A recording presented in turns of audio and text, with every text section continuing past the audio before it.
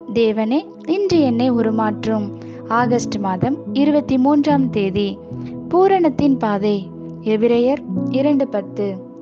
ஏனென்றால் தமக்காகவும் தம்மாலேயும் சகலத்தையும் உண்டாக்கினவர் அநேகம் பிள்ளைகளை மகிமையில் கொண்டு வந்து சேர்க்கையில் அவர்களுடைய இரட்சிப்பின் அதிபதியை உபத்திரவங்களினாலே பூரணப்படுத்துகிறது அவருக்கு ஏற்றதாயிருந்தது. கிறிஸ்தவத்தை காட்டிலும் உலகில் வேறு எந்த மதத்திலும் முழுமையான வாழ்க்கைக்கு முக்கியத்துவம் கொடுக்கப்படவில்லை. சோதனைகளையும் பாடுகளையும் தெய்வீகமான வழியில் சந்திக்க நாம் ஆரம்பிக்கும் போது ஆவியானவரின் குரலுக்கு செயல்களுக்கு நாம் மிகவும் உணர்வுள்ளவர்களாக மாறி அவர் சித்தம் செய்ய ஆரம்பித்து மிகவும் கடினமான சூழ்நிலைகளிலும் உறுதியாய் நிற்கிறவர்களாய் மாறிவிடுகிறோம். பாடுகள் நம் வாழ்க்கையில் செய்யும் மற்றும் ஒரு காரியம் நான் என்பதை அழித்து விடுகின்றன. பாடுபடும் போது மட்டுமே நான் அழிகிறது. பாடுகளை அல்லது முடியாத சூழ்நிலையை நாம் சந்திக்கும் ஒவ்வொரு வேளையும் என்னால் முடியும் என்ற எண்ணம் எதிர்க்கப்படுகிறது.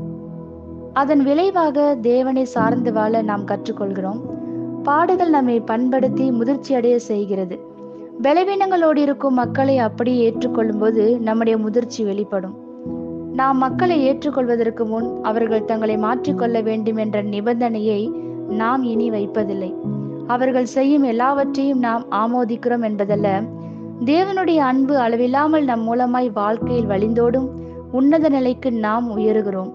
பாடுகள் வழியாய் நாம் கடந்து சென்றதினால் நாம் நம் பலவீனங்களை அறிந்து கொண்டு நம் பலனுக்காக தேவனுடைய கிருபையை சார்ந்து வாழ கற்றுக்கொண்டோம் என்பதனால் நாம் மற்றவர்களை குற்றப்படுத்தி பார்ப்பதில்லை.